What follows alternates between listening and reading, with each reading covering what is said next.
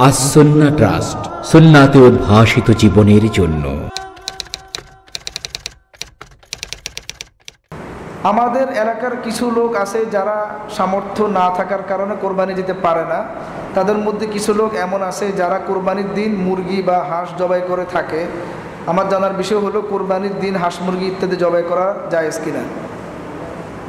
একটা হলো যে আপনি হাঁস মুরগি কী জন্য জবাই করছেন। কোরবানির নিয়তে হাঁস মুরগি জবাই করা জায়েজ নেই।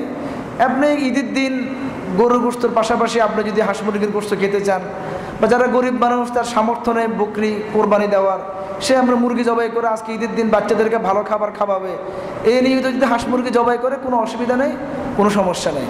কোরবানি যে দিবে সেও কোরবানির পশুর বাইরে হাঁস মুরগি জবাই করে খেতে পারবে, কোরবানির নিয়ত না। এমনি আমরা ঈদের দিন যেরকম বিভিন্ন ফল ফ্রুট খাই, অন্য অন্য জিনিসপত্র খাই, ওরকম হাঁসের গোশত মুরগির গোশত খাওয়া যাবে।